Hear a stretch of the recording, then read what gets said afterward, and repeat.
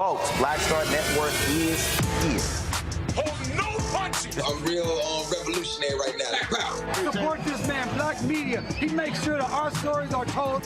Thank you for being the voice of Black America, Roland. Stay black. I love y'all. All momentum we have now, we have to keep this going. The video looks phenomenal. See, there's a difference between Black Star Network and Black-owned media and something like CNN. You can't be Black-owned media and be scared. It's time to be smart. Bring your eyeballs home. You dig?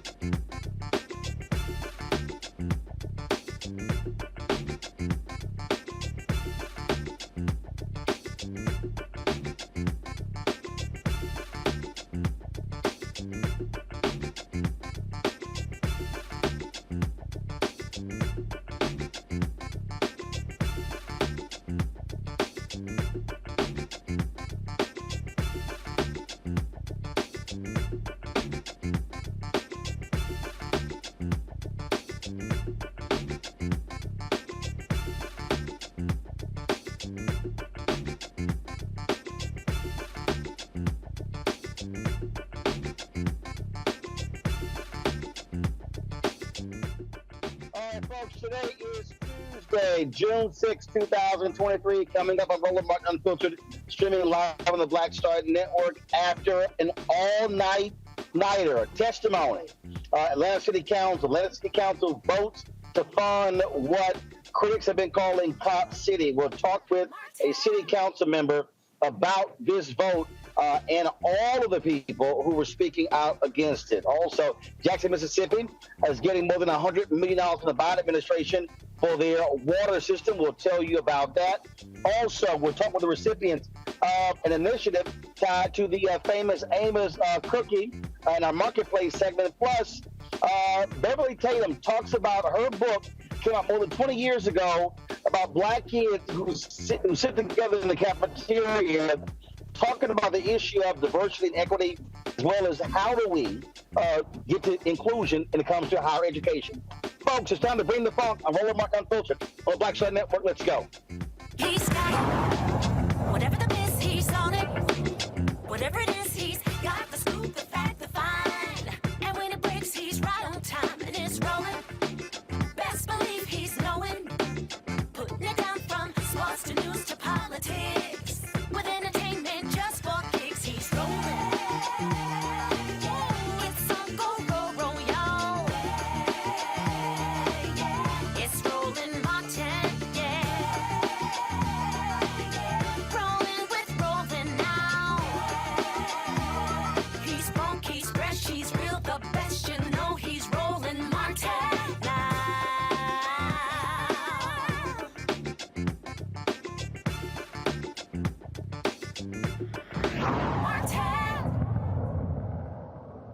Additional discussion on the motion to adopt as amended. Hearing none, we'll move to a vote. Madam Clerk, please open the vote on the motion to adopt 23-0-1257 as amended. Open.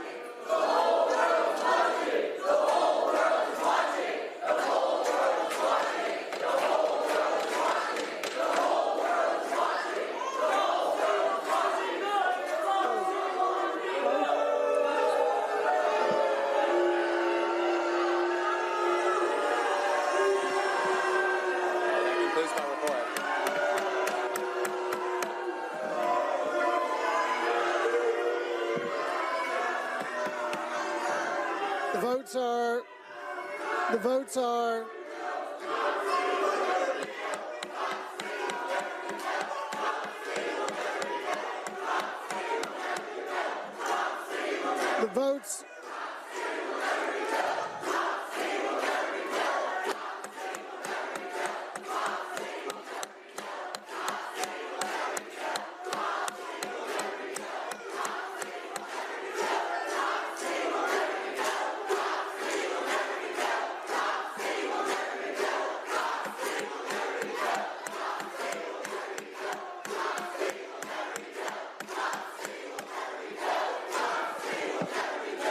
Thank you. The vote is. Thank you.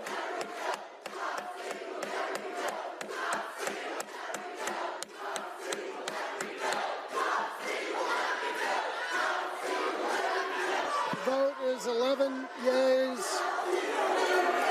The vote is 11 yeas, 4 nays. The motion to adopt as amended carries. Madam Clerk, please call the adjourning roll. Council President Shipman.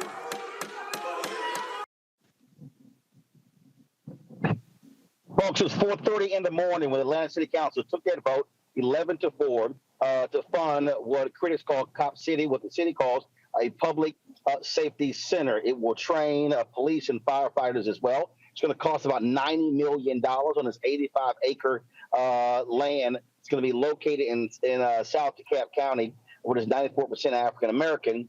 Folks, more than 1,000 people spoke. Nearly 15 hours of testimony of individuals coming up speaking against this. It has been very contentious there. Just a number of people were speaking. We were live yesterday at this time, and people were literally speaking at this time on yesterday. A lot of emotion, a lot of energy, yet the city council still chose to fund this by an 11-4 vote. One of the folks who actually voted against one of the four votes joins us right now. She is Keisha Waits, the member of the Atlanta City Council. Glad to have you here with us, Councilwoman Waits. So explain this again for people who not from Atlanta. Why was this so contentious? Mr. Martin, it was contentious for a number of reasons. And I first want to say that I respect the will of this body. I do. But it was contentious because there has been zero transparency surrounding this particular matter. Additionally, we were told that this would be financed with private and philanthropic dollars. That's changed daily. The price tag now is $67 million. I believe, as elected officials, we are charged with carrying out the will of the voters, right? The people who elected us to be here. And for whatever reason, it's my belief that what you saw yesterday was a punch in the face. There was 15 hours of comment. I heard 3 individuals that were for and supportive of this initiative. The other 700 people, I would say, were not.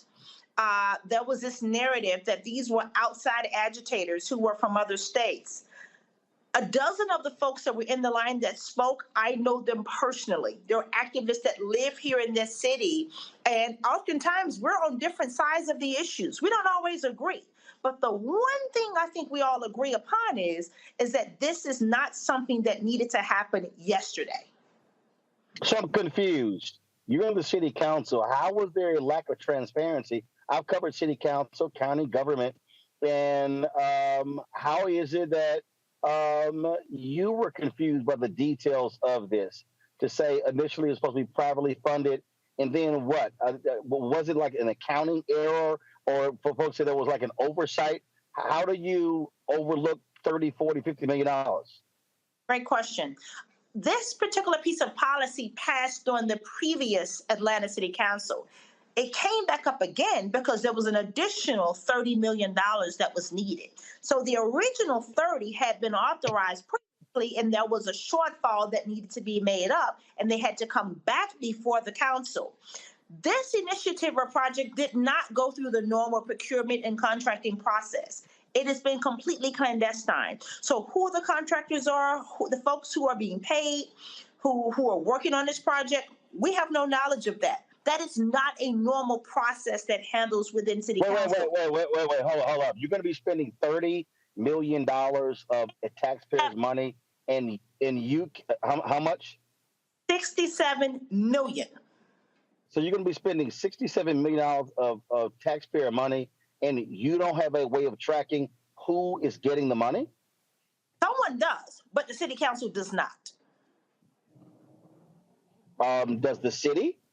And is there a city official who has oversight of this? I'm confused. You know, I can't speak to that, Mr. Martin. And that's one of the reasons that, again, I was a hard no vote, because I believe that there were questions that had not been answered. I don't know if you're aware, but an activist, a protester, was shot on that property 57 times. This was not by an Atlanta police officer, but nonetheless, this young man was shot by law enforcement. And so it taints the entire process. We've called for an independent investigation to just simply ask, what happened? And, you know, there's a lot of clout surrounding that conversation. There are rumors of human remains being on that particular property because it's an old prison farm. So the reality is there's so many unanswered questions, and it's my belief that we just did not have the time necessary to answer all of these questions. For the record, my no vote was in no way a lack of support for our law enforcement communities. I am not anti-police. I do believe we need a facility, but I believe it should go through the normal channels and process where the public is engaged. They weigh in on the conversation. And that is normally what happens when you talk about something with this type of price tag. I've never seen this before. One of the reasons that people tune out of the political process is when this type of stuff happens, when we vote against their wishes, when we make decisions and not include them in it. I'm 50 years of age, seen this type of a political engagement in my political career. I was elected to the Georgia General Assembly in 2012 as a state representative, and I've never seen this type of outpouring. It's very clear to me the public had zero confidence in this project, and they did not want this to move forward. So what is next? Is that it? Well, you know, here's the thing. We have a strong mayor system. So at the end of the day, the buck stops with the mayor. The council voted this thing up 11-4. You know, there was no measures to come back to debate. I would have been fine with it going to committee to be discussed further. But, it appeared to me that there was no appetite to do that. So that decision has been made. And so we've got to deal with that. Oftentimes in government, we have unintended consequences. But here's the reality. I've got to work with my colleagues again because we have other conversations and other initiatives that we need to support. At the end of the day, I'm disgusted. I'm frustrated. I share the agitation that the consumer and the constituents have. And the goal is to figure out how we move forward. I believe that $67 million could have been put toward affordable housing. We have a massive homeless and unsheltered population here in the city of Atlanta because of our moderate weather. We need to address that. We have one level 1 trauma center here in Metro Atlanta, as large as our city is. 2 hospitals are closed, given the challenges of funding. Mental health is growing all over the country in terms of challenges. We had a gentleman, a shooter, a mass shooting here in the city of Atlanta. So mental health resources are very, very scarce. There's so many things that we could do. How about pay our law enforcement officers properly so they don't take on 2 and 3 different jobs? What about housing for individuals who want to live in the city and who are now priced out? There are 1,000 different things that we could have done given that type of price tag. Wow. All right, then. It's now last question. So you would say it's now in the hands of the mayor. What does that mean? What can he actually do? Can he kill it? Well, ultimately, the city council is a legislative acting body. They authorize the mayor to spend. So now he is the administrator. So he is now charged with carrying out, the policy or the legislation at hand. So these funds are now authorized. And so building is to move forward. They've already broken ground and cleared the trees. And so essentially the project would start. At this point, it's really ultimately up to the mayor to make those decisions. And it appears, based on what I've seen, the appetite that I've seen, and all of the movement, that they're moving full speed ahead. All right, Councilwoman, we appreciate you joining us to explain this. Thanks a lot. Thank you so much. All right, folks, got to go to a break. We'll be back on Rolling Mark Unfiltered right here on the Black Star Network. Don't forget, you're on YouTube, hit the like button. Also, folks, download the Black Star Network app, Apple phone, Android phone, Apple TV, Android TV, Roku, Amazon Fire TV, Xbox One, Samsung Smart TV. Also, we want you to support us in what we do by joining our Bring the Funk fan club. Your dollars make it possible for us to travel this country to cover the stories that are necessary. Send your check and money orders to P.O. Box 57196, Washington, D.C., 20037-0196. Cash App, $RM Unfiltered, PayPal R Martin Unfiltered, Venmo is RM Unfiltered, Zelle, Roland at RolandSMartin.com, Roland at RolandMartinUnfiltered.com, and be sure to get a copy of my book, White Fear, How the Browning of America is Making White Folks Lose Their Minds, available at bookstores nationwide. Download your copy on Audible. I'll be right back. Hatred on the streets, a horrific scene, a white nationalist rally that descended into deadly violence. White people are losing their damn minds. As an angry pro-Trump mob storms the U.S. Capitol, we're about to see the rise of what I call white minority resistance. We have seen white folks in this country who simply cannot tolerate black folks voting. I think what we're seeing is the inevitable result of violent denial. This is part of American history. Every time that people of color have made progress, whether real or symbolic, there has been what Carol Anderson at Emory University calls white rage as a backlash. This is the rise of the Proud Boys and the Boogaloo Boys. America, there's going to be more of this. Here's all the Proud Boys, guys. This country is getting increasingly racist in its behaviors and its attitudes because of the fear of white people. The fear that they're taking our jobs, they're taking our resources, they're taking our women. This is white fear.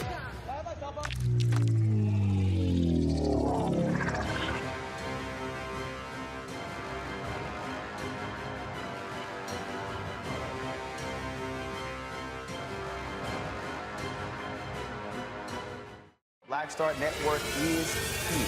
Oh, no punches! I'm real revolutionary right now. Thank you for being the voice of Black America. All momentum we have now, We have to keep this going. The video looks phenomenal. See, there's a difference between Black Star Network and Black-owned media and something like CNN. You can't be Black-owned media and be scared. It's time to be smart. Bring your eyeballs home. You dig? And I'm Dr. Terrence Ferguson. And you're tuned in to Roland Martin Unfiltered.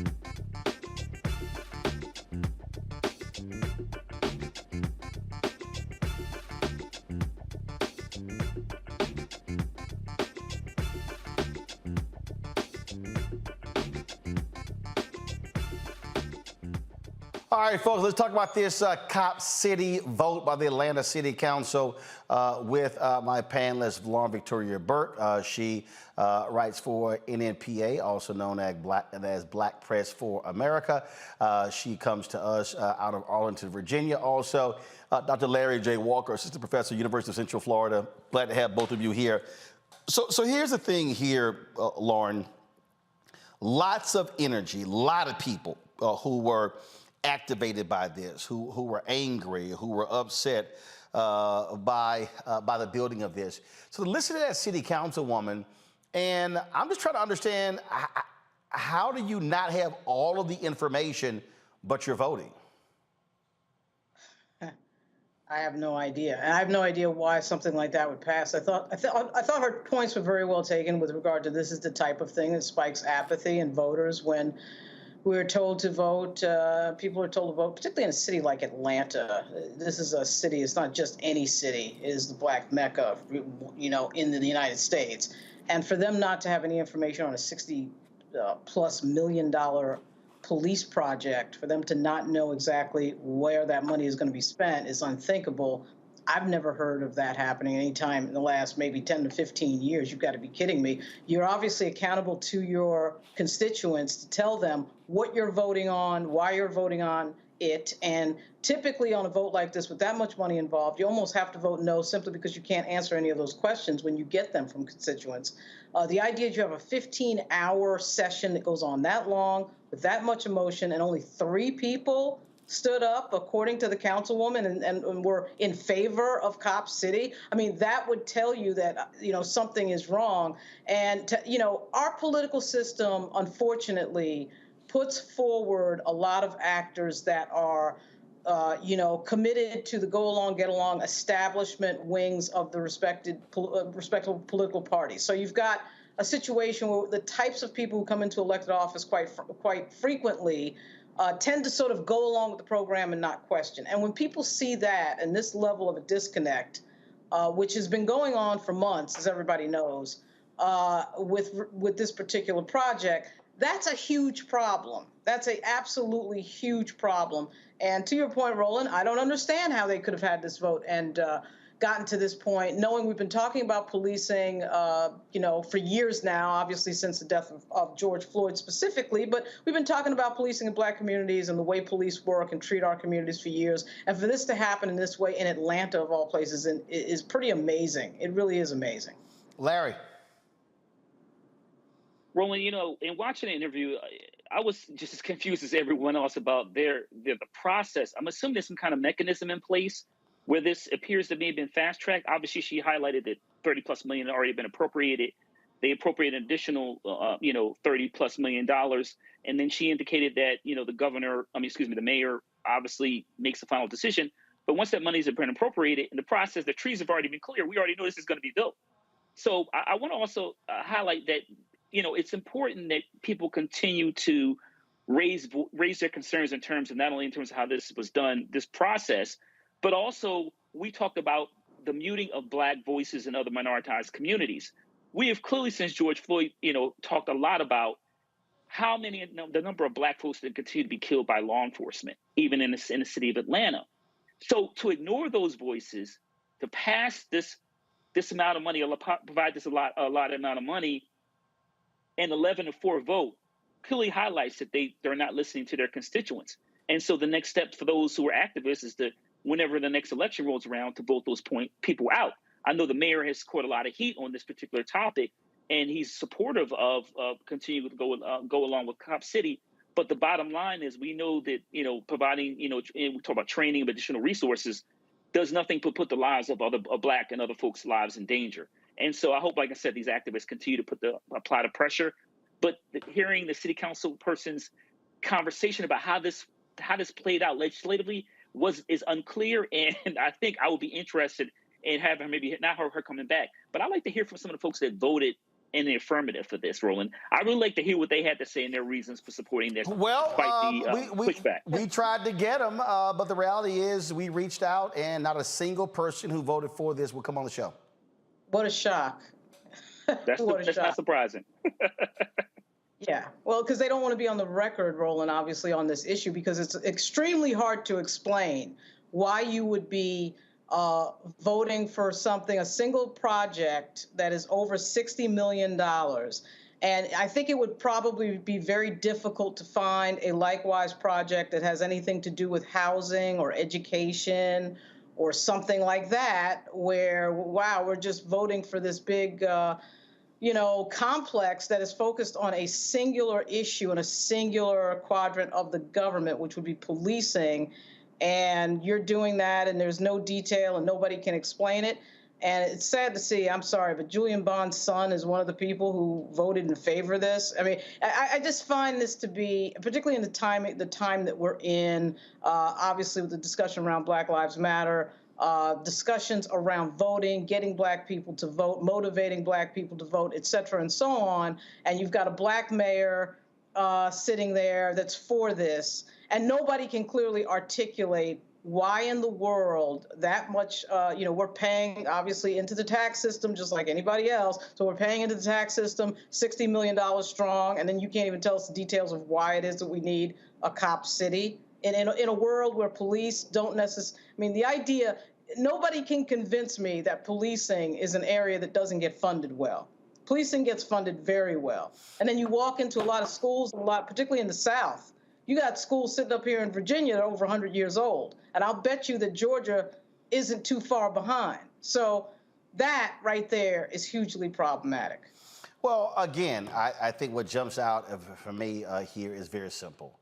And I've been on boards. And I can tell you right now, there is no way in hell I could defend a vote for something if I don't know exactly why the funding changed. If all of a sudden it was supposed to be privately paid, why is the city paying $67 million? If I can't answer the question, did it go through the procurement process? How are we tracking who's getting the contracts? Then I got a problem. Right. And to me, those are just basic. Those are just fundamental, basic questions that got to be answered. That's just me. So I'm not quite understanding, again, how they arrive at that conclusion. So we're going to keep reaching out, and hopefully one of the folks who comes on, whether it's the mayor or someone else, will come on and actually explain to us how they arrive at this decision. All right, got to go to the break. We'll be back. Roland Martin Unfiltered right here on the Black Star Network. That was a pivotal time. I remember Kevin Hart telling me that. He's like, man, what you doing, man? You got to stay on stage. And I was like, yeah, well, you know, I'm young, thinking, like, I'm good. And he was absolutely right. What show was you at the time? This was one-on-one. Got it. During that time. So you're doing one-on-one, going great. Yeah. You making money, you like. I'm like, I don't need to leave. I don't need to leave from, Wednesday, Thursday to Sunday. I didn't want to do that. It was just like, I'm gonna stay here. Or I didn't want to finish work Friday, fly out, go do a gig Saturday, Sunday. I was like, I don't have to do that. And I lost a little bit of that hunger that I had in New York. I would hit all the clubs, running around. Sometimes me and Chappelle, or me and this one or that one, we'd go to the Comedy Cellar at 1 in the morning. And I mean, that was our life. We loved it. You do 2 shows in Manhattan, go to Brooklyn, leave Brooklyn, go to Queens, go to Jersey. And I got complacent. I was like, I got this money, I'm good. I don't need to go chase that, because that money wasn't at the same level that I was making, but what I was missing was that training. Yes. Was that. And it wasn't the money. It was the money. It was that's what I needed.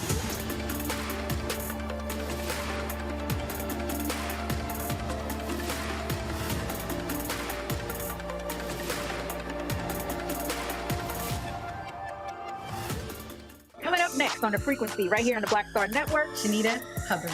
We're talking about the ride or die chick. We're breaking it down. The stereotype of the strong Black woman. Some of us are operating with it as if it's a badge of honor. Like, you even hear Black women like aspiring to be this ride or die chick, aspiring to be this strong Black woman trope at their own expense. Next on The Frequency, right here on the Black Star Network. What's up, everybody? It's your girl, Latasha from the A. And you're watching Roland Martin Unfiltered.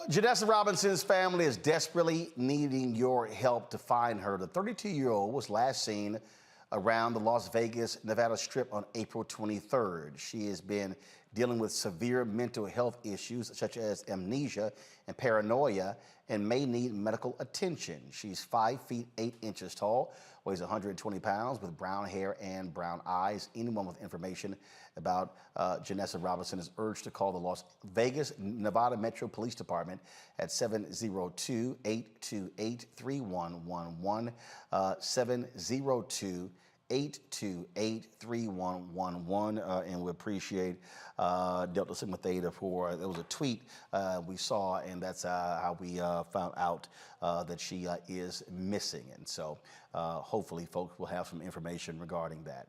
Jackson, Mississippi is getting a much needed financial help to rebuild the city's water infrastructure. President Joe Biden is awarding $115 million in federal funds. That money is part of the $600 million in appropriations funding approved by Congress last year. The water system of the majority Black city of nearly 150,000 residents nearly collapsed last summer due to major flooding and years of infrastructure neglect. Residents were left without clean and safe drinking water for days during its initial failure in August and have continued to face disruptions. Folks, the mayor in the state with the nation's largest unhoused population will lead the U.S. Conference of Mayors Task Force on Homelessness.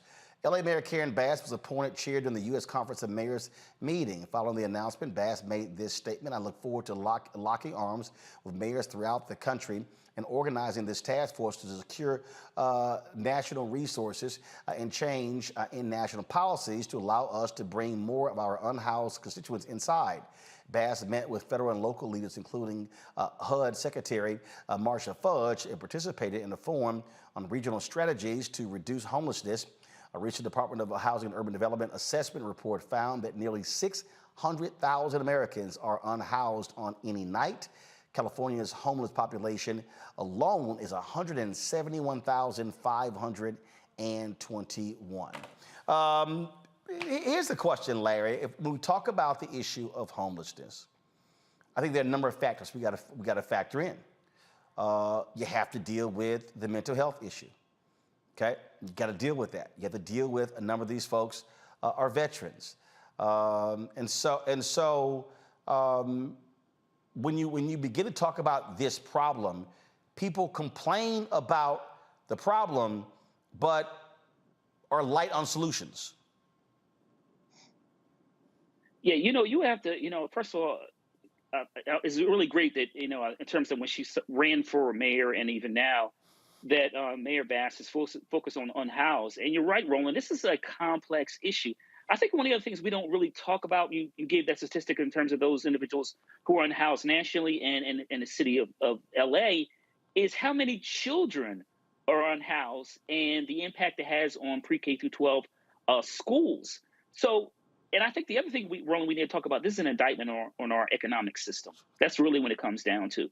You can't be the most prosperous country in the world and then have, nearly 1 million people in this country who are unhoused from day to day. And this is, Roland, this is a problem that's been going on for years. And most jurisdictions like LA and other large cities have pretty much ignored. They complain about it and often try to use police to take those who are unhoused and jail them, which really creates a cycle. But I'm glad that she's, this is her platform. She's embraced this. She's the right person to oversee this panel for the Conference of Mayors. And obviously she can lean on certainly her experience as former CBC chair in terms of her leadership experience. But this is a critical issue that can address a lot of solutions. Obviously, we need to make sure these individuals have jobs, training. You talked about mental health support. The other thing about, we talked about veterans, Roland, we have to remember that the largest percentage of home unhoused veterans are Black. So these are, we have to talk about structural racism also. But this is a complex issue. I'm glad she's once again spearheading this initiative nationally and in LA. But this is an issue we really have to talk about in terms of addressing it from an economic perspective, in addition to mental health and some of the other issues. Again, just like we talk about the issue of crime, it's multifaceted, Lauren, and all too often, these political folks don't want to deal with the multifaceted part of it. It's like, okay, fix the problem. Well, it ain't that simple. No, it's not simple. There's a lot to say here. We have money for all sorts of things in this country. We certainly have money for foreign aid. We certainly have billions for Ukraine.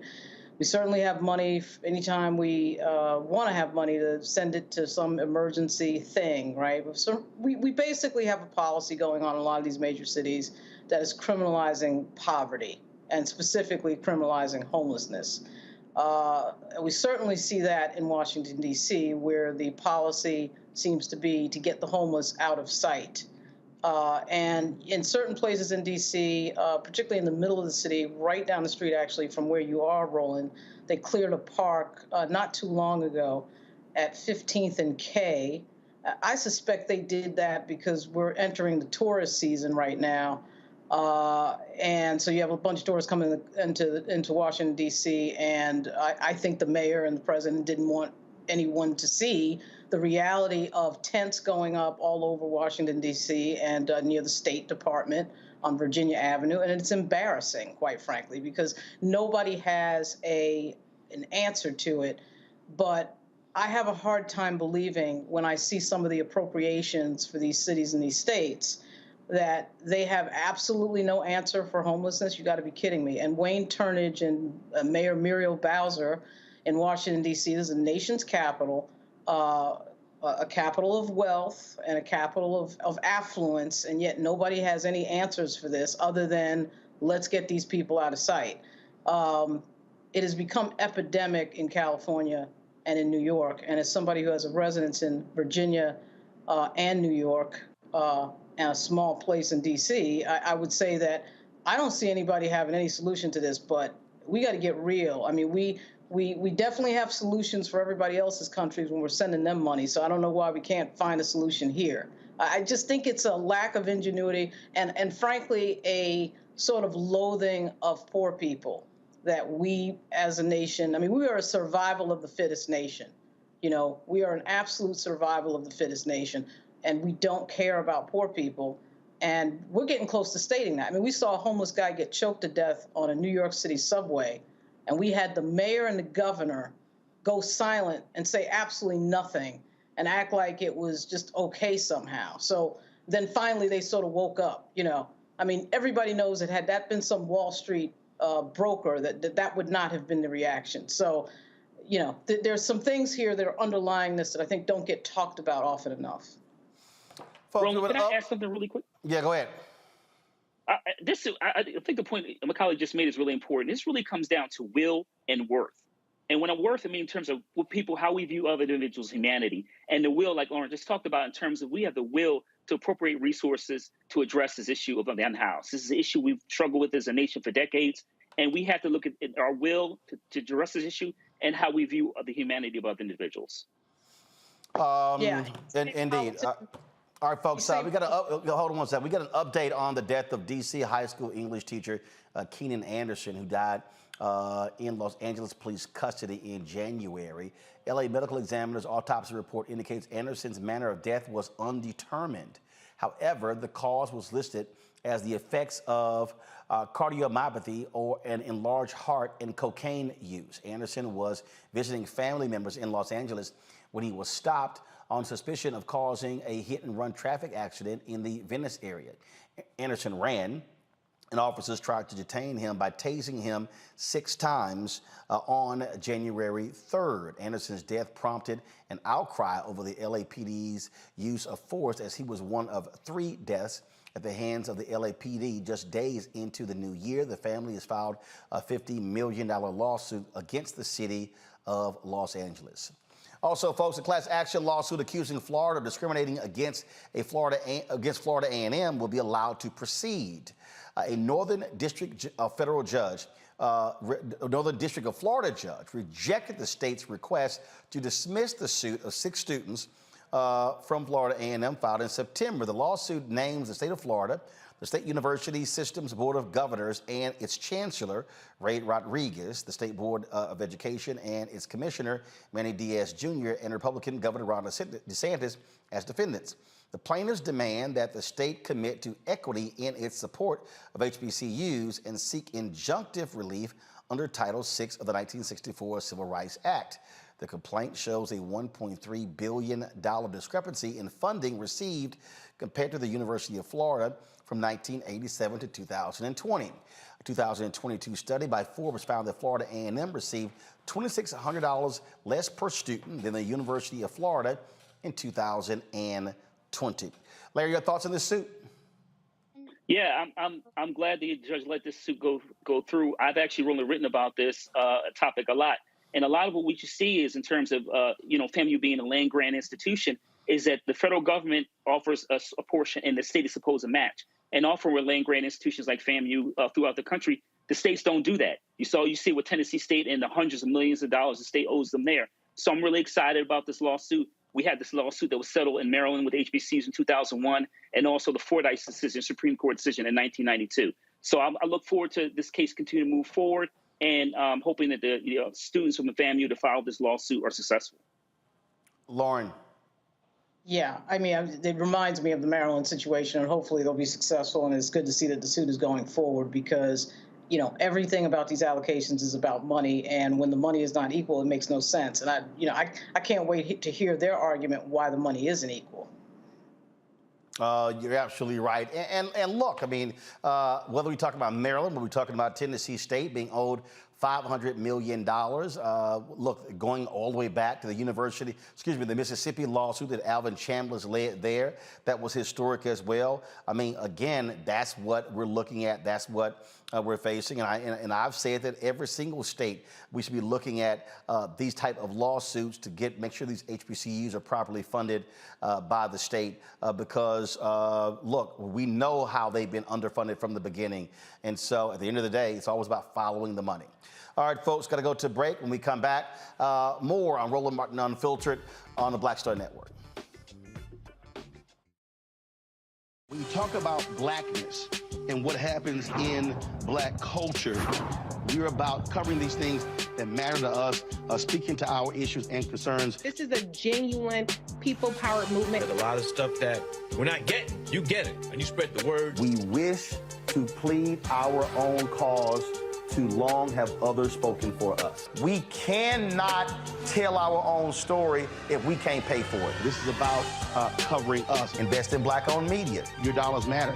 We don't have to keep asking them to cover our stuff. So please support us in what we do, folks. We want to hit 2,000 people, $50 this month, raise $100,000. We're behind $100,000, so we want to hit that. Y'all money makes this possible. Checks and money orders go to P.O. Box 57196, Washington, D.C. 20037-0196. The Cash App is $RM Unfiltered. PayPal is R Martin Unfiltered. Venmo is RM Unfiltered. Zelle is Roland at RolandSMartin.com. On the next, A Balanced Life with me, Dr. Jackie, beware the generational curse. They're everywhere, in our families, in our workplaces, and even in our churches. It's like a minefield, identifying the curse and knowing what to do about it. When we're talking about generational patterns, oftentimes we get locked into those patterns because we don't want anyone to say, oh, you acting brand new, or you doing something different from how this is how we always did it. It's okay to do something different in order to get the results that you want to see in your life. That's next on A Balanced Life on Black Star Network. Hey, it's John Murray, the executive producer of the new Sherry Shepherd Talk Show. You're watching Roland Martin Unfiltered.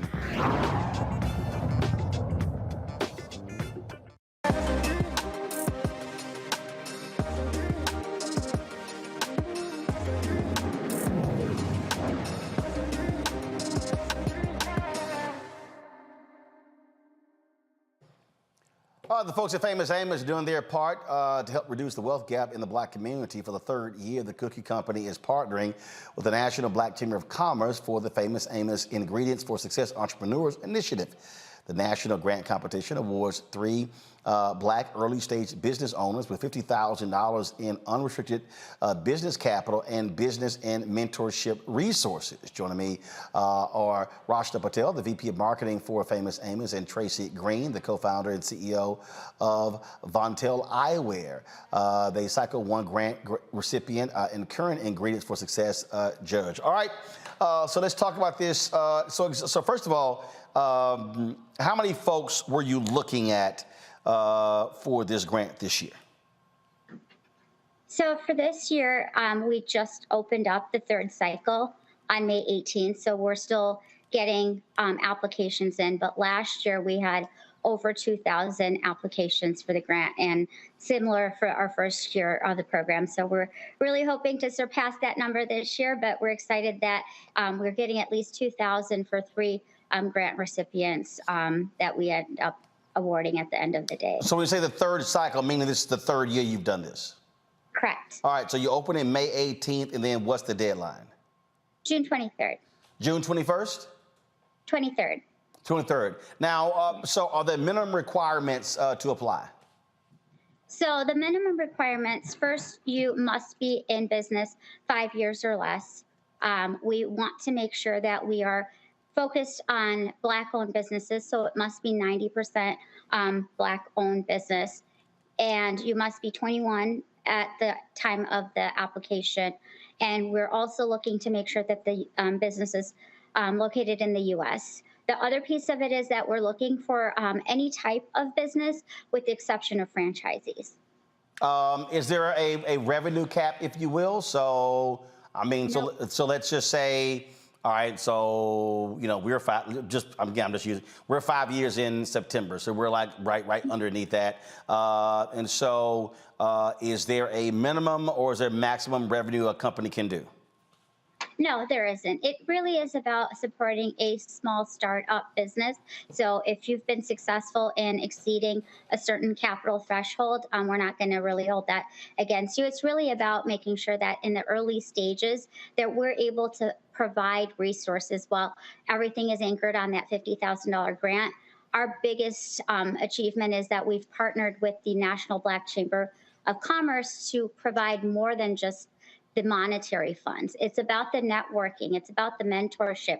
It's about giving them the resources. Even if you go on the website, you'll see that we've put a lot of resources like how to write a business plan for the folks that are applying just for the application, right? So the resources are there for everyone. And ultimately, some of the other mentorship and networking come to you when you ultimately end up winning the grant at the end of the cycle. So you had 2,000 apply, and then how many did you pick?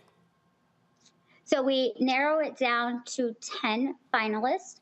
And then from those 10 finalists, we are asking them to put in a essay to share with us why they should win. So the first round is that they have to give us a 90-second to a 2-minute elevator pitch on why they should win the grant. And this should include things like what is it that they're going to plan to do with that funding, what their passion is for, what their business objectives are. And ultimately, that helps us narrow it down to 10.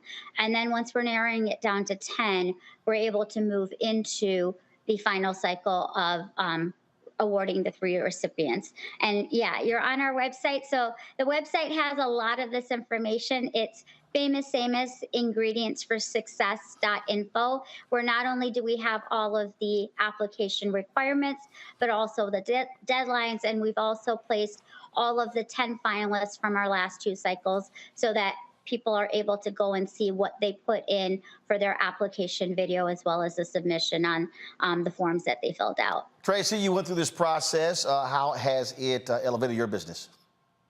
It's been amazing for our business. We would not have been this far without the $50,000 that we won from Famous Amos. So we're so grateful to them.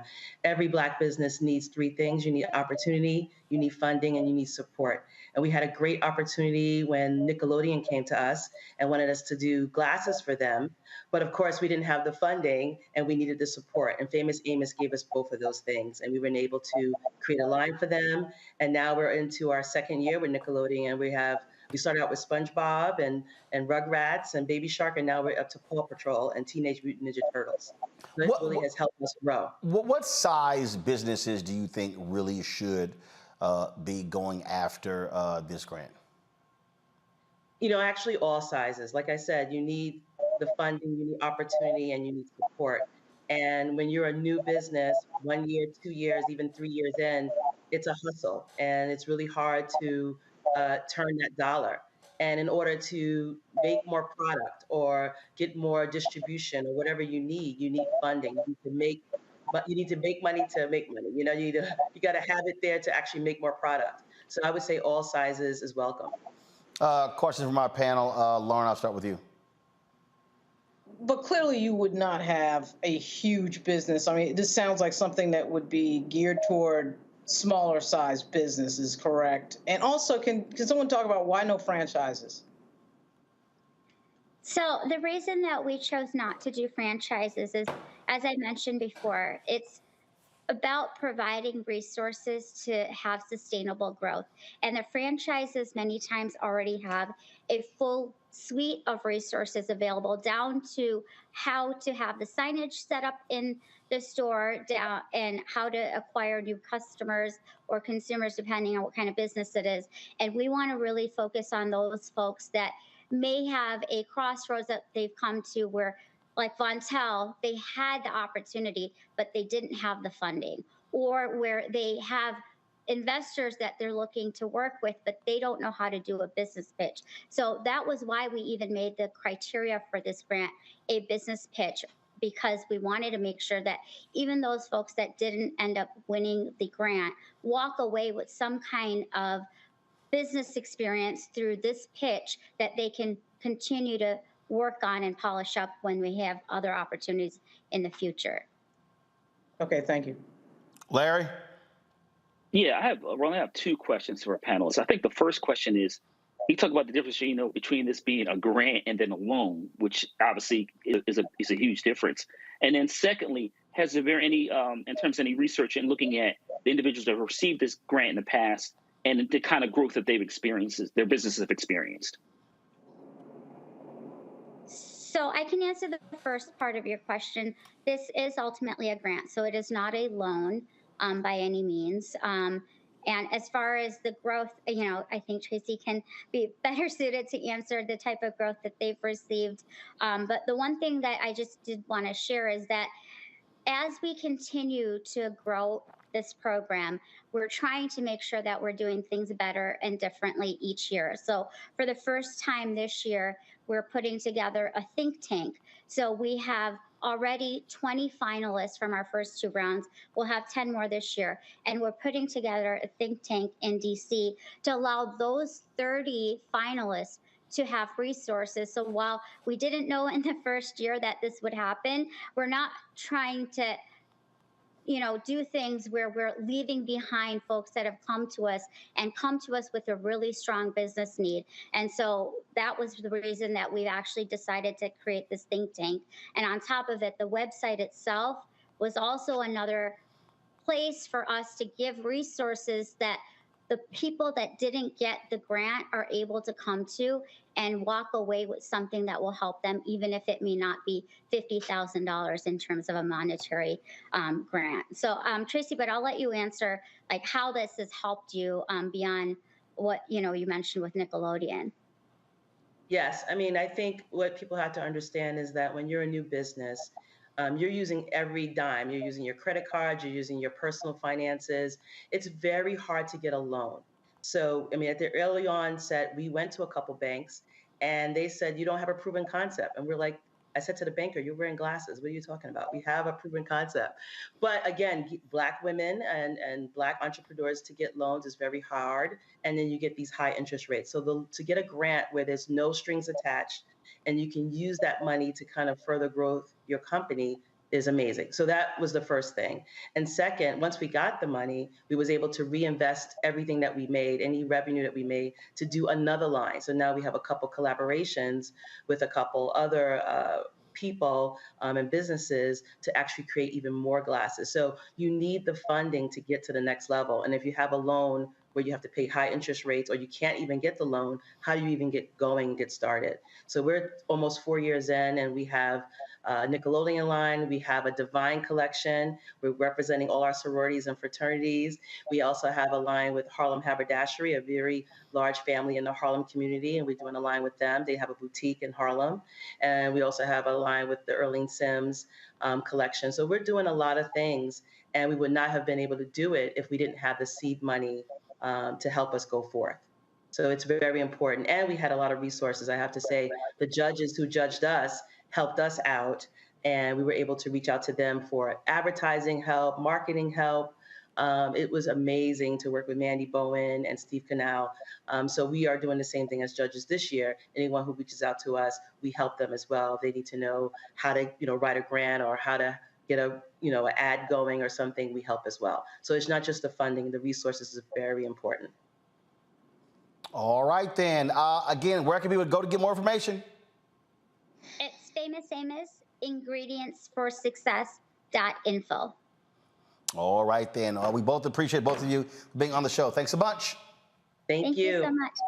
All right, then. Larry and Lauren, we really appreciate both of you being on the panel today.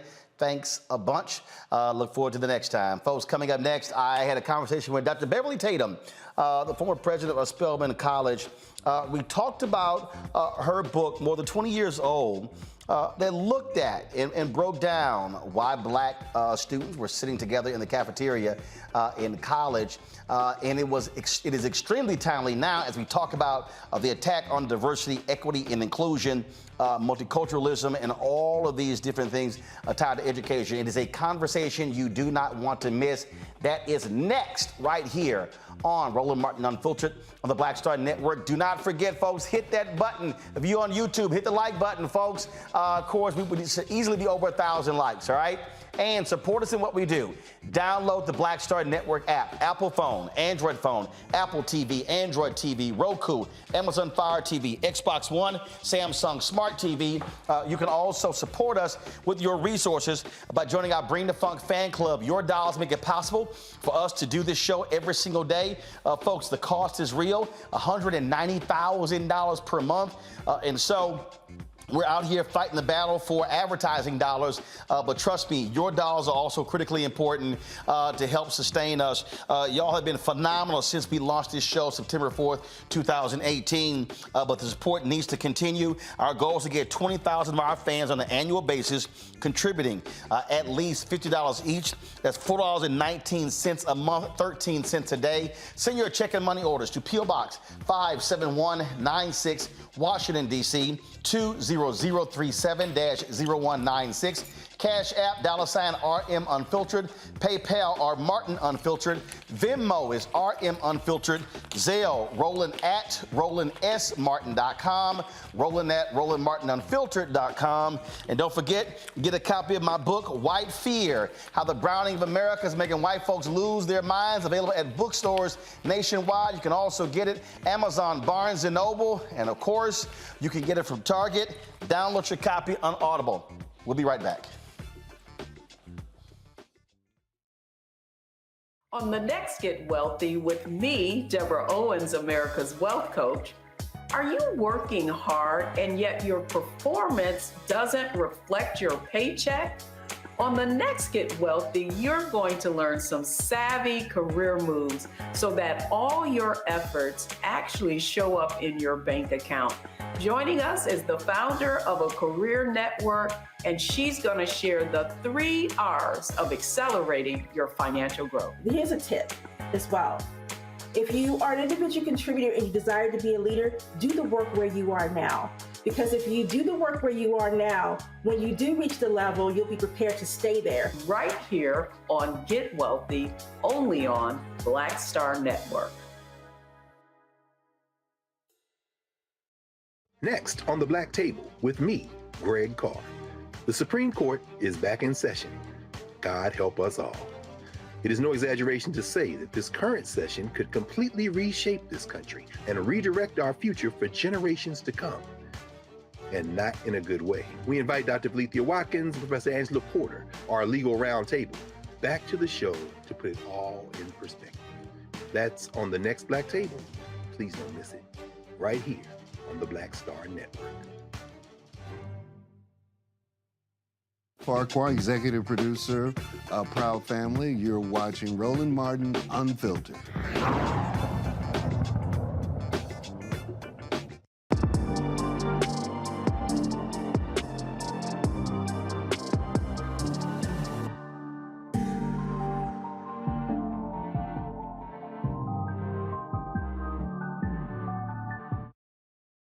All right, Dr. Tatum. Before we get into your book, the anniversary, I gotta ask you just your take on just the sheer craziness that we're now seeing with Republican attacks on diversity, equity, and inclusion. I mean, my God, we're dealing with the banning of books, and now they want to defund libraries, and I mean, it is just madness in higher education, anything dealing with the issue of race and education. Yes. Well, you're right. It is madness, but maybe in some ways predictable. You know, Dr. King said after every period of racial progress, there's pushback against that progress. And certainly what we see here is a lot of pushback. And I think particularly pushback against young people who, as they learn more, ask challenging questions. They don't want those challenging questions asked, and therefore they don't want that information shared. Well, look, I mean, what you talked about, I mean, I laid out, in my book, White Fear, exactly that's what we're dealing with. And you're right that in the period of American history, every period of Black success or Black advancement has always been followed by white backlash. Yes.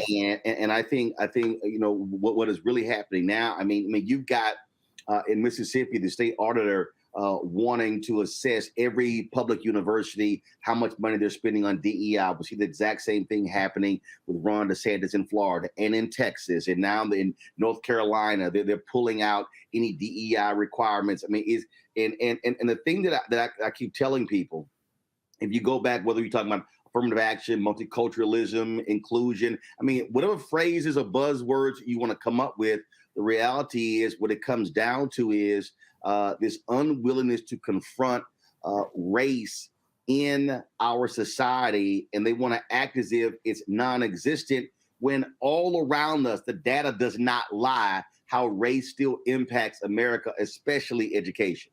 There's no question about that. You're absolutely right. And it is, it's frustrating to see how intense the pushback is. And it does raise questions, certainly for me as a lifelong educator, it does raise questions.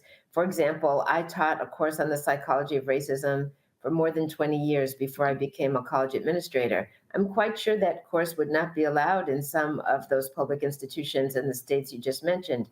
And yet I have alums who write to me today how meaningful that learning was for them more than 30 years ago, often saying it was the most powerful learning experience they had and the most important course, the one they think of most often. So it just seems to me that it's a really negative time, difficult time, one might even argue dangerous time in terms of the attack on education broadly and about these issues in particular. You know, Dr. Ruth Simmons, who you know quite well, she detailed the issues that she had as president of Prairie View A&M University. I mean, first of all, here is a coup for Prairie View, the Texas A&M University system, being able to get someone of her stature to be president of that university. She could have easily stayed retired and been on boards and things like that. But she talked about the Texas A&M Board of Regents, and she really issued a clarion call to Prairie View A&M alums, making it clear in terms of the governance of the institution. Now you look at Tennessee State, where you got Republicans in Tennessee who want to get rid of the Board of Trustees, and then when Tennessee State begins to request, you know, some of the $500 million that a state committee said they really had been cheated out of, and all of a sudden, oh, let's now get rid of the president and other administrators. It was sort of like, as long as y'all weren't asking for your money, we were fine. But now you want to get your money. Now we want to start looking at you in a whole different way. And what I keep warning people is that if you look at our state HBCUs, many of these institutions are in red states. And when you have Republicans who are going to be who are running those states with supermajorities, and so our state HBCUs people aren't really, I think, understanding that the level of governance could really change over the next 5 to 10 years. Just your thoughts on people need to be mindful of that. Well, I think you've hit the nail on the head. I mean, there's no question that if you are publicly funded, you are dependent upon the actions of the state legislature, and the best predictor of future behavior is past behavior. What we see happening right now lets us know that there's a lot to be concerned about. Absolutely. It's so when you talk about, so first of all, your book title, why are all the Black kids sitting together in the cafeteria of the conversations about race?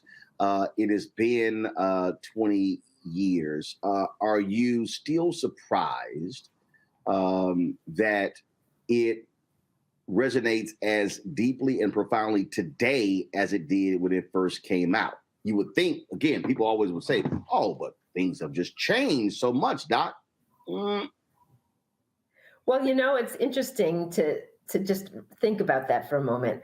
I wrote the original version of that book in 1997. Bill Clinton was the president. He had just launched his initiative on what he called his presidential initiative on race.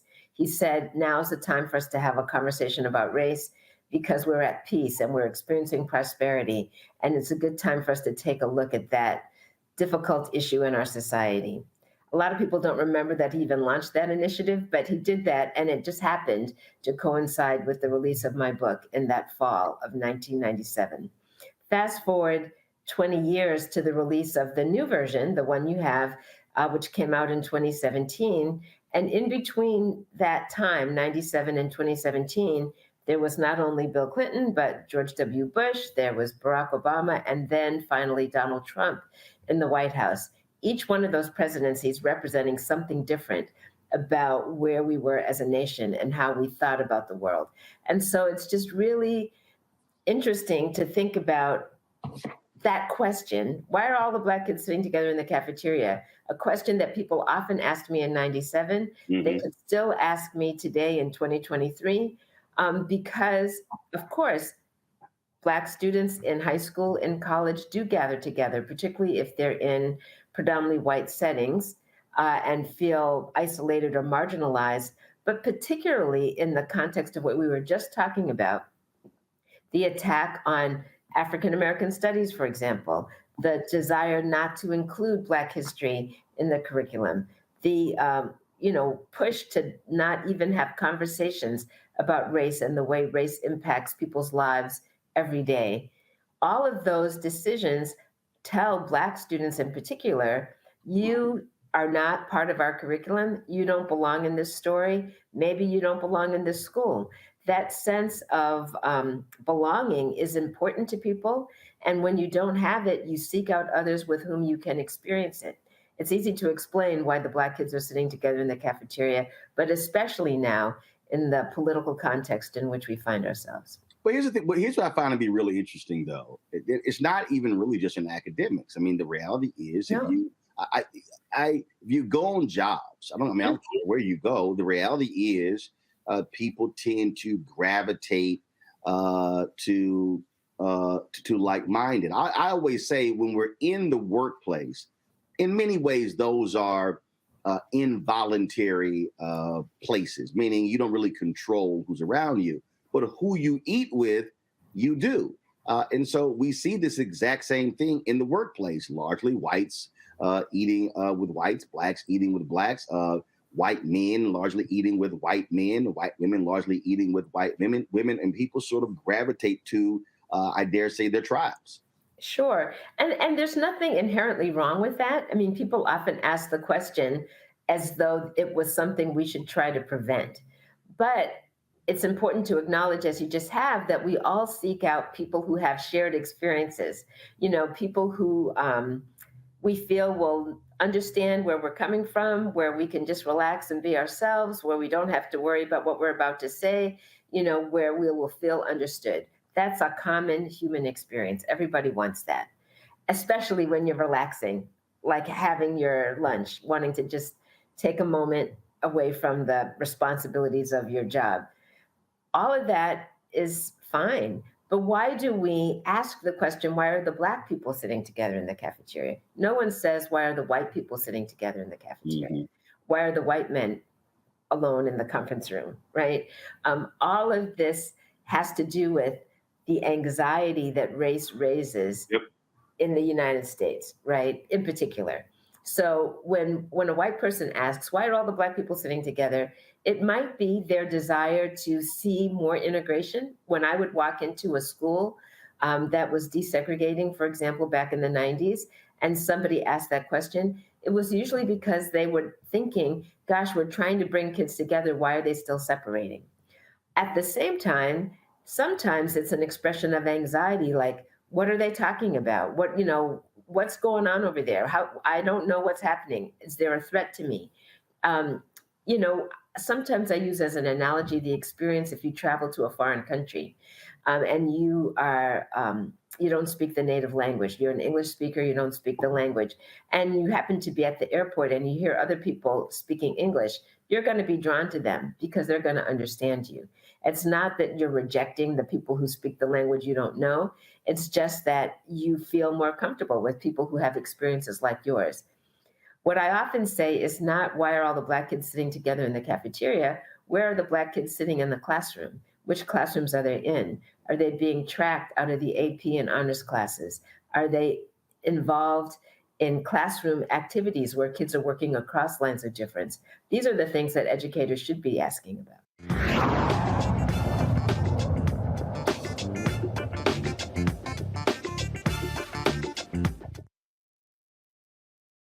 Hatred on the streets, a horrific scene, a white nationalist rally that descended into deadly violence.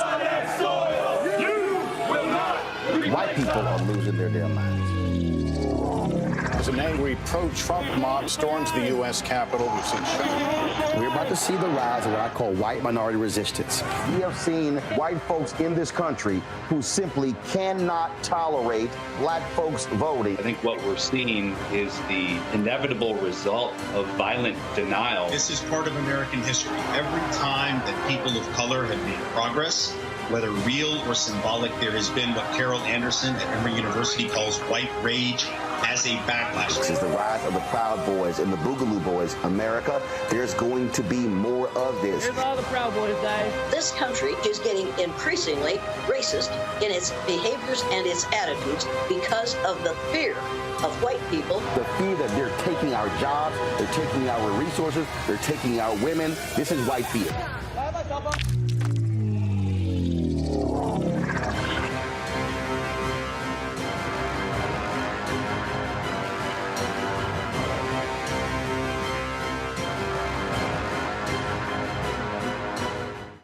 Hey, what's up, y'all? I'm Devon Frank. I'm Dr. Robin B., pharmacist and fitness coach, and you're watching Roland Martin Unfiltered.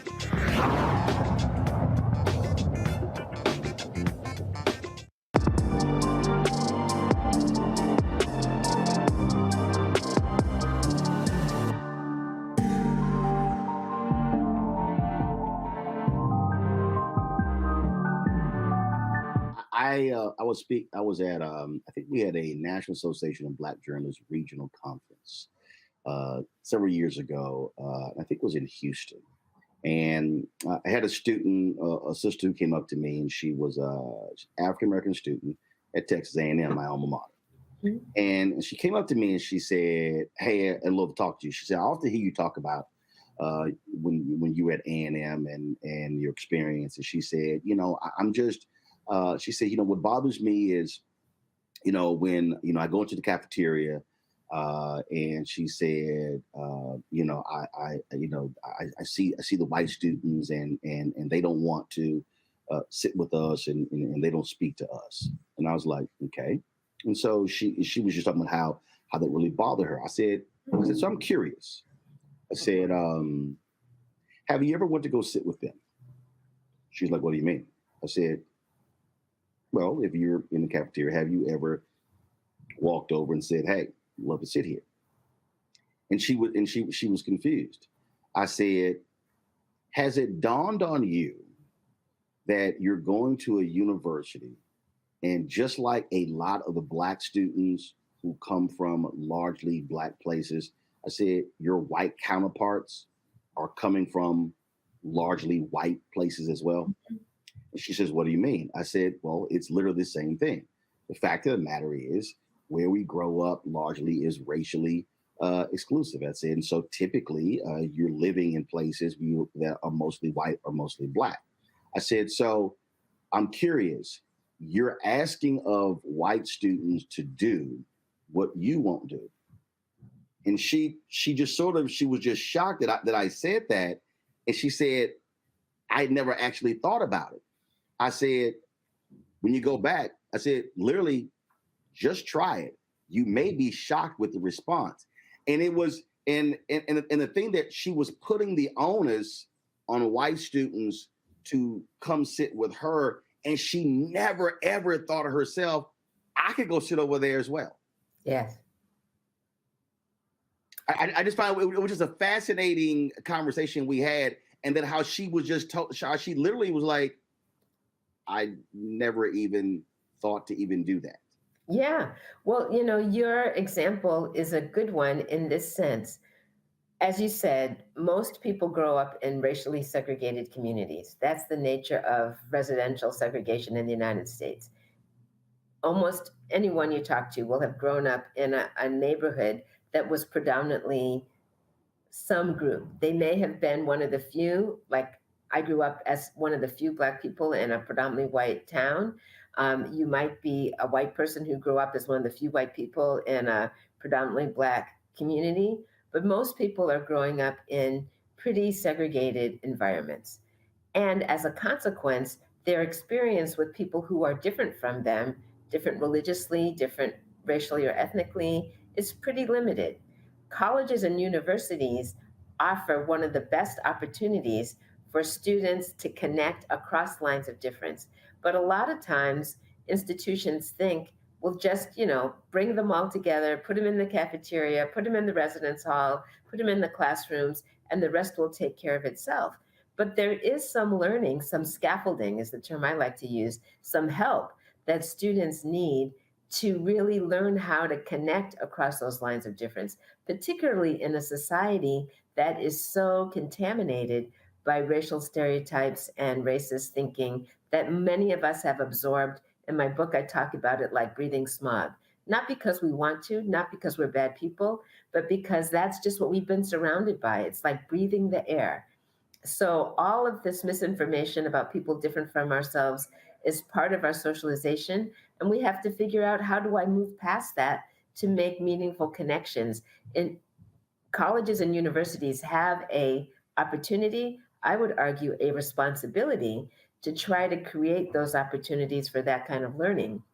However, often the people who are doing that kind of scaffolding, that kind of experiential learning, sit in the DEI office, sit in the places that many public institutions are now saying, we don't want that, we don't need that, we're getting rid of that.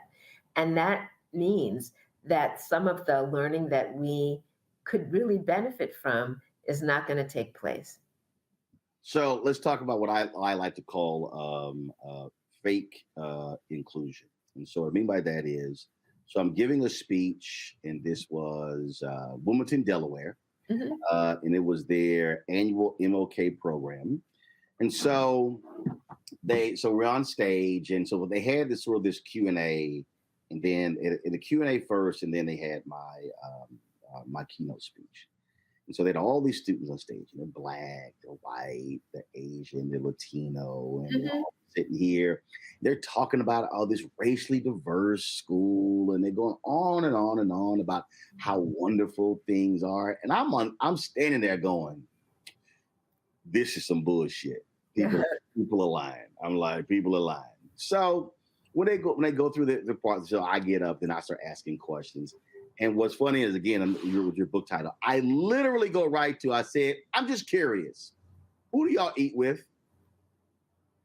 And they all like, well, what do you mean? We eat with each other. Like, no. I said, you're in the cafeteria. I said, but who do you actually eat with? And so, and they had all the parents, everybody is in the audience, so I can tell. There's a thing that I call it butt dancing. I do that whenever I make somebody uncomfortable on a debate, on television debate. We're sort of the same thing in the audience where you can hear the people like squirming in the seat, yeah. Squirming in their seat. So I say, oh, a lot of butt dancing going on in this room. And so I basically totally call out this faux inclusion they have. But then I turned to the parents and I said, it's actually your fault. And the whole audience is like, oh my God. I said, because here's my question. Who sits at your dinner table? Yes. I said, who do you invite over to your house? And they also like start like, they didn't want to like look at each other, but they would like sort of like, where in the hell is he going? I said, the reality is we're having a fake inclusion conversation up here because y'all are perpetrating a fraud by saying that, oh, everyone is getting along. I said, when in fact of the matter is, I said, you're not eating together, you're not communicating. I said, you're going your separate ways. And I said, and you adults, I said, you literally are not inviting people of other races to your house for dinner. I said, so who are you actually fooling? That completely changed the entire program. And they were like, I can't believe you went there. I said, because I can't have these fake diversity conversations and we're not going to be real.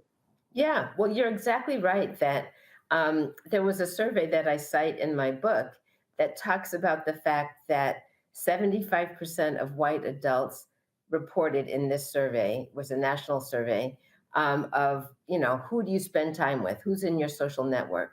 And 75% of white adults reported not knowing any people of color, basically, that everyone in their social network, their neighbors, their friends, everyone they hung out with, all of those people were white. And so if that's your experience as an adult, it's likely your child's experience too, because even if they're going to a school that's got some diversity in it, who they're playing with in the neighborhood, who's coming over for the birthday party, all that kind of stuff is likely to be pretty homogeneous, pretty racially homogeneous, which is why 75% of white people can say they don't have white friends. Don't have friends of color. So, but on the other hand, parents who have relationships, real relationships like the kind you're talking about, where people come over to the house, where you do things together, people who have cross-racial relationships have children with cross-racial relationships. Now, Jim Wallace told me this story. I got a kick out of this. So Jim said whenever he's invited to someone's house for dinner, Jim says, I like to go look at and granted, this is before streaming. He said, I want to look at their album collection. Mm-hmm. He said, and this obviously before streaming, he says, I want to look at their VHS tape or their DVD collection. And he said, then I want to look at their libraries. And he said, because he said, the music you listen to, the movies you watch, and the books you read also is the greatest tell as to how diverse your thinking is. And I thought that was fascinating, how that he said he did that, but it's actually true in terms of what we listen to, watch, and read is a clear example of really who we are. For sure, yes. It's definitely a reflection of culture. It's definitely a reflection of socialization. A friend of mine recently had a baby, and I like to give new parents books for their babies, those hard cardboard, thick page books that you can read with an infant. And this particular book of baby pictures the book was called Smile, and it had pictures of all these different smiling babies. But on the cover, there was an Asian baby. And my husband said to me, is the baby, are the parents Asian? And I said, no. And I said, why did you think that? And he said, because there's a, Asian baby on the cover. And I said, yeah, but look through the pictures, there were kids of all backgrounds. It just happened to be that the Asian one was on the front. And the parents I gave the book to happened to be Black. But the point of giving that book is that it's important for babies to see faces of all kinds. We have a friend, young psychologist, her name is Dr. Charisse Pickron. She studies babies and how they come to understand racial differences. And one of the things I learned from her was that babies notice physical appearance, right? They notice physical features, and they grow comfortable with the faces they see most commonly. Of course, their parents' faces. So if the family faces are all one kind, if the friends' faces are all one kind, they learn to recognize those kinds of faces. They're suspicious of faces that look different. That doesn't mean the babies are, quote, prejudiced, but it does mean if you want your children to be accepting of other people, introduce them to their images early on, because it makes a difference in how comfortable they feel around people who look different from themselves.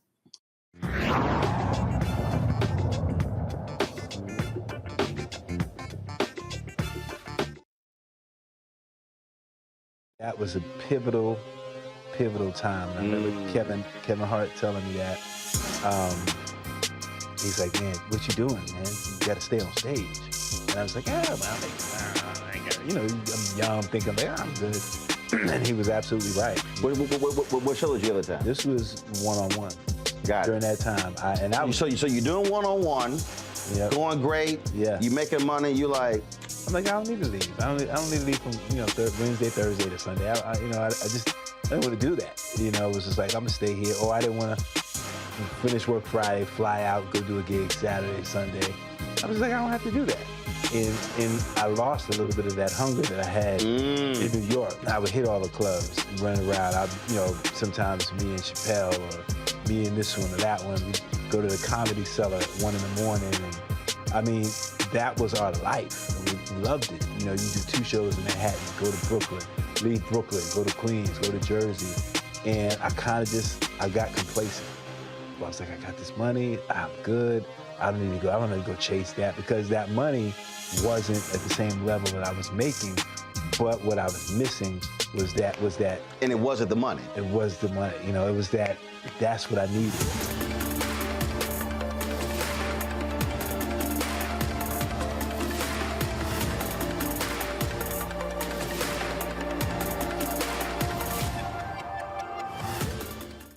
Sherry Shepard with Sammy Roman. I'm Dr. Robin B., pharmacist and fitness coach, and you're watching Roland Martin Unfiltered.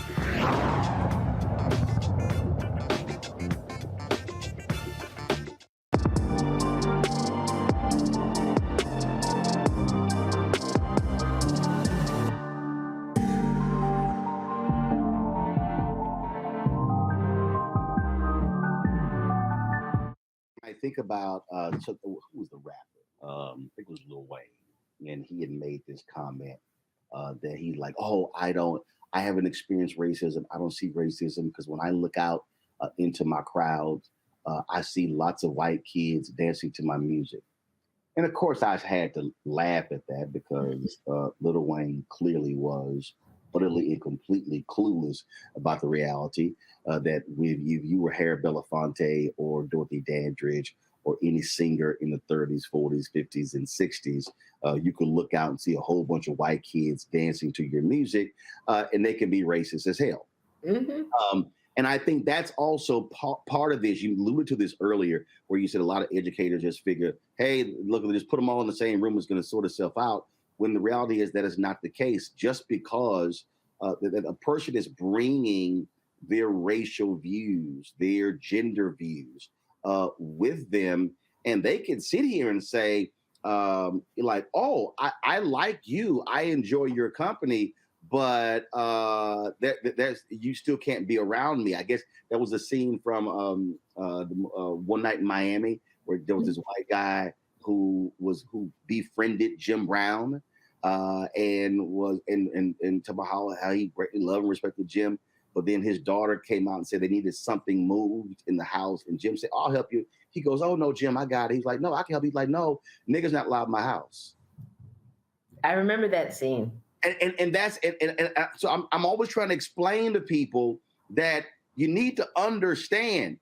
So somebody could give you the veneer of, oh no, we're friendly, but they still are carrying that other thing around that is still there. And so we can't just make these just automatic assumptions that, oh, everything is great, wonderful, and perfect. No, you still got to break those internal walls down. Yes. And that's one of the things that people find so difficult to do. One of the points of my book, I often describe my book as having 3 parts. I like to call them what, so what, and now what. And the first part is what? What is racism and how does it operate? How do we understand it as not just somebody's individual attitudes, but really something that exists that is reinforced systemically by policies and practices in our environment and in the images we see and the comments we hear people make as we're growing up. It's part of the air we breathe. And that systemic experience leads to the so what. So what does it mean in terms of how we think about ourselves, in terms of our own racial or ethnic identity, and how we think about other people and how we interact with them? Much like the example you gave of the young person who, you said, well, have you ever considered sitting at their table? That is part of the so what in terms of how we've been socialized and how we think we're supposed to engage or interact with others. And then the part of the book that's the now what. Now, what do we do about it? If we recognize it as a problem, what do we do to interrupt it? And that part, trying to excavate our own assumptions, our own biases, that's hard work. And it's part of the work that, many people are saying, you know what, it makes me uncomfortable. I'd rather not do it. Thank you very much. Just let me go on about my business. And you know what, if you don't talk about it, I won't have to think about it. So let's just make it hard for people to have these conversations. But in fact, the conversation is necessary in order to move us forward. I'm sure this has happened, but give me an example where, and I know, knowing you, I know you did this. An example of you're somewhere, it's a conference or it's a meeting or whatever, and you literally saw your book in action, and you were like, yeah, we're about to break this up. We're about to mix this up. Give me an example where that happened, and what was the reaction with these so-called well-meaning people who you were with. I'm going to give you a different example, but it speaks to your question. This was something that really happened. So I was at a conference, and I was giving a presentation about the what, the so what, the now what. I was talking about how racism works in our society, how it's part of all of our socialization, how it affects us, and what we can do about it. And just before I spoke, a member of the organizing team for this conference stood up and said there was going to be a caucus group for the Black people in attendance, right? So basically, this person spoke up and said, tomorrow morning at breakfast, the Black social workers, it wasn't a social work conference, but the Black attendees are going to get together for a affinity group. And then I gave my speech. So at the end of my talk, it was Q&A, and a white woman stood up, and she said, she was very agitated, and she said, how would you feel if at the beginning of your talk, someone had stood up and said, tomorrow morning, all the white people should get together for an affinity group? And I said, this might surprise you, Roland, but I said, I think that would be a good idea. And she looked stunned, but what did I mean by that? What I meant is that there can be value in groups getting together with people like themselves to talk about understanding racism. There are experiences that white people can talk about and share with each other that help them become more able to interrupt racism. Some of that scene you talked about from the movie with Jim Brown. Let's imagine that there is a young person who grew up in that family, who grew up knowing that you can be friendly with Black people, but never let them in your house. Let's imagine that was a message they grew up with. And now they find themselves in the workplace struggling to get over that early socialization.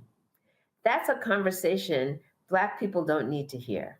Mm-hmm. But other white people who recognize and have had similar experiences could be helpful, could say, I felt that way when I was growing up, but here's what I found out.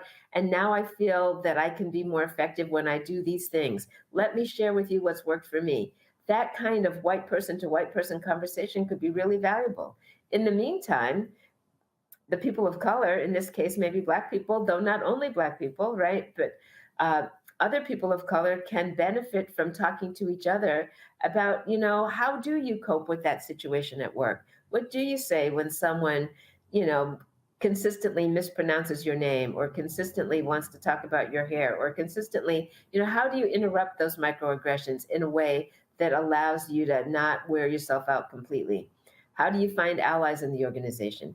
There are conversations that the people of color want to have with each other that can be very useful. That's what affinity groups are about. And there are conversations that white people could have with each other about how they are unlearning their own racism that they were socialized with from the past. And then you can also create opportunities for cross-group interaction, which will be much more productive, especially if there's been some pre-work that's been done by the white participants. What you just said there, I've said numerous times that white America could greatly benefit if we had 1 million or more Jane Elliots and Tim Wises. Yes. And the reality is, when the Jane Elliots of the world are having these conversations, absolutely. I mean, sure, as Black folks, we can learn a lot from it. When she and I did a session together at University of Michigan, and it was fabulous. But I'm like, white folks, that's who y'all need to be listening to. And I think that what I actually argue in my book, White Fear, and I say that if we're going to move beyond this, it's going to take white people having conversations amongst white people, because they are saying stuff that when we're not present is totally different when we're present. I said, so you need conscious white folks to really be pushing the envelope here. And when someone said something, addressing it right there, when they're doing something, I said, because otherwise, again, we keep having what I keep saying of these fake dialogues that are not real. I think when you mentioned earlier, President Bill Clinton, when they had those, I don't even know what the heck he even called it, because I thought they were a joke. Those racial conciliation talks, whatever. The reason I thought they were BS is because they want to keep certain people out. I'm like, no. They have to be raw and real to get at the fundamental core. They're not going to be. These are not going to be nice, wonderful, easygoing discussions. Yeah, it's not. Yeah. One of the things that we know, and by we, I mean social scientists, people who do the work that I do and write about the things that you and I write about, one of the things we know is that one-time conversations don't work. You know, you can have a really raw conversation like you just talked about, and where people are sharing honestly, and unless there's a second and a third and a fourth conversation, what is likely to happen after that first one is that people may have some aha moments, but they're also going to feel anxiety. They're also going to feel tension. They're also going to feel discomfort. And what do people do when they experience discomfort? They typically withdraw. You know, if you know that something causes you discomfort, you don't want to do it. You usually have tried to avoid it. But when people make a commitment, and there are places all around the country where this is happening, when people make a commitment to say, you know what, we are going to be in dialogue with each other. We're going to do it for, let's say, 6 weeks. And maybe the first week is going to be hard, and the second week is going to be hard, and the third week is going to be hard. But by the time we get to the fourth week, we might start to be hearing each other in a different way. We might start to have some of that discomfort that I was talking about is now going to feel like excitement, anticipation, because I recognize that I'm learning. And I want to keep learning, and I want to keep engaging because I want my life to be different. That I describe some of this in my book, particularly in the section around now what, because it's those consistent conversations across lines of difference that can lead to the kind of empathy, the kind of transformational understanding that leads not just to, you know, a psychological awareness, but leads to action. Why do people take action? They take action because they feel like somebody they care about is being hurt. When you care about other people, when you have empathy with those people, because you've gotten to know them, you speak up about it. And that is really what we need to have. More and more people speaking up, even if it doesn't, even if they believe they're not directly impacted. The reality is we're all impacted, even if we don't know it. But even when we believe it's not our issue, when we're speaking up about something that is hurting someone else, when we're engaging in that kind of ally behavior, we start to see change. And we have to say it. I did this in my book, and people were like, I can't believe you did that. This also means white progressives, so-called white liberals, are going to have to be honest.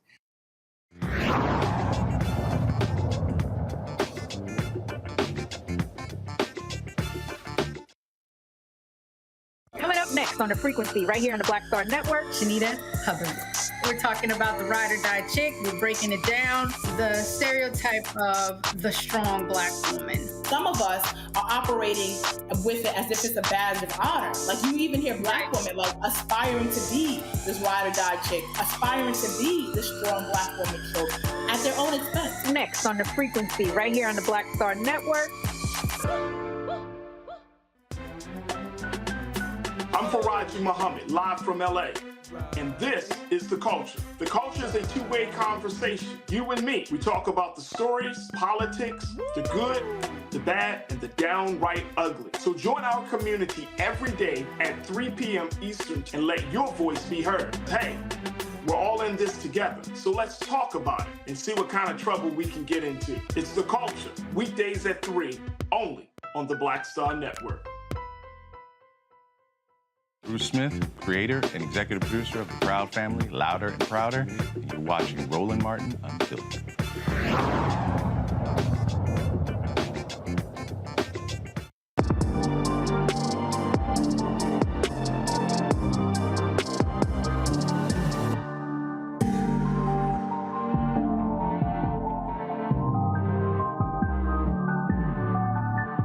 I think when we're having this conversation too often, people try to frame this as, well, you know, for these white conservatives. No, it's a whole bunch of white liberals who are just as ignorant and clueless as white conservatives on this issue of race.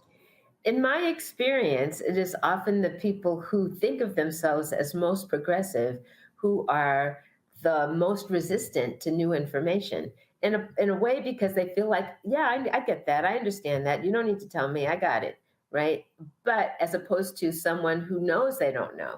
I don't know. I haven't had this conversation. I never talk about these things. We all need a kind of humility. Everybody has something to learn. And if we understand that, it makes the conversation that much more useful. You talked about, in terms of, King called it, where do we go from here? And you say, what now?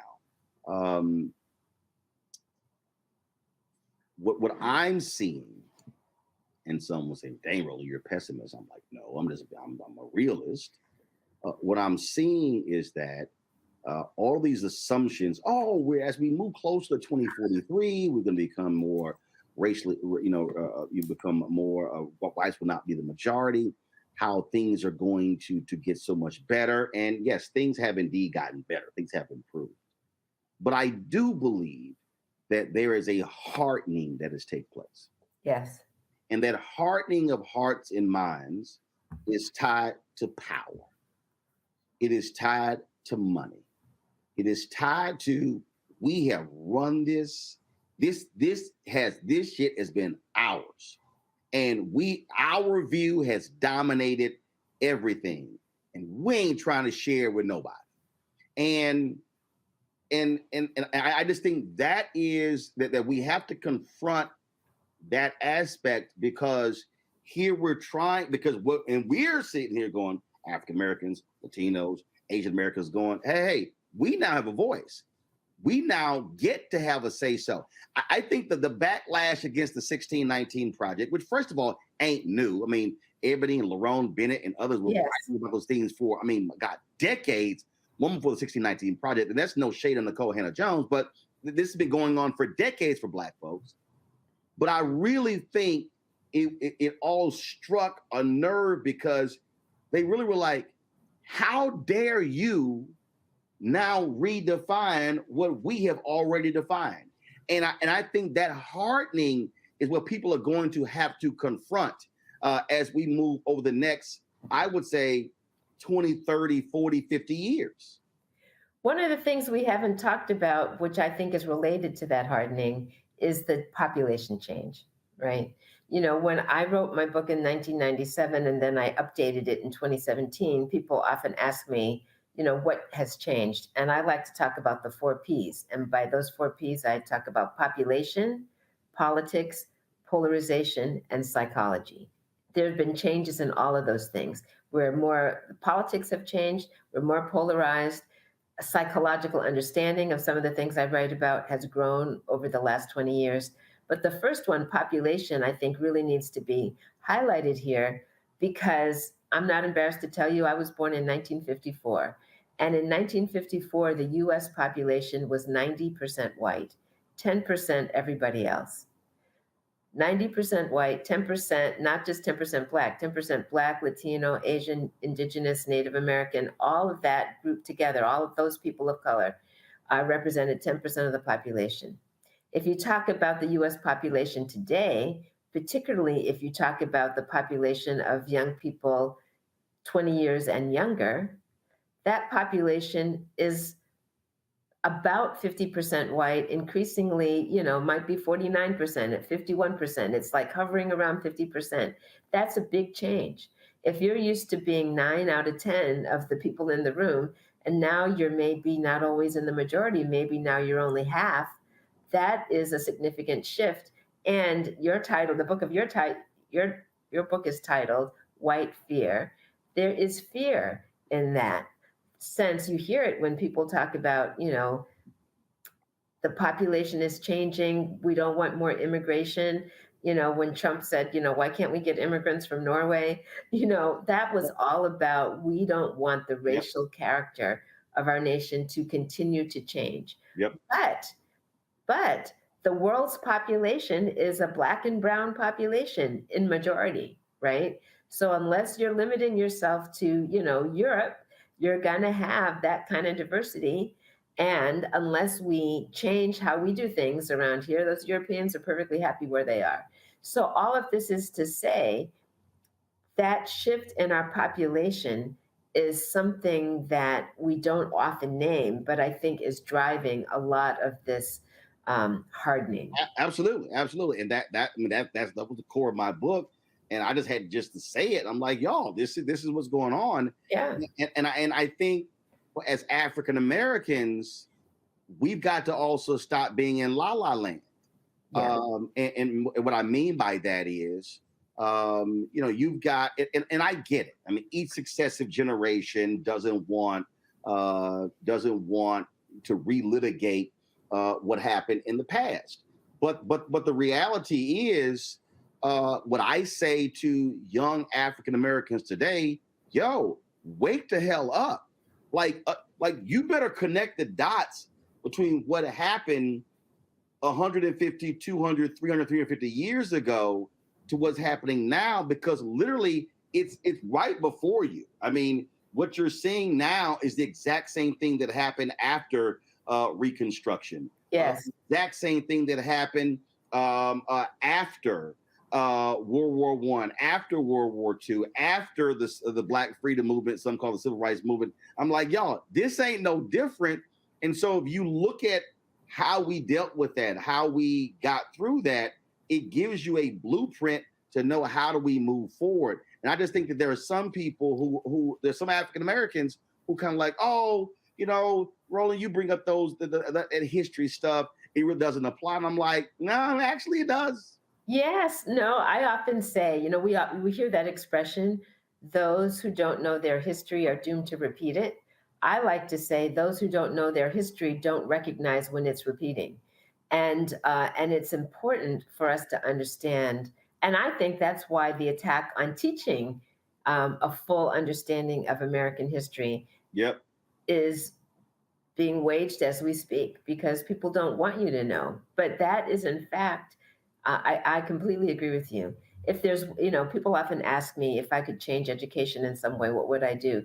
And I often say I would increase the understanding of our history in its entirety. Yep, absolutely. I always ask authors this, and so I'll ask you, when you were writing this book, so actually I want you to answer two ways.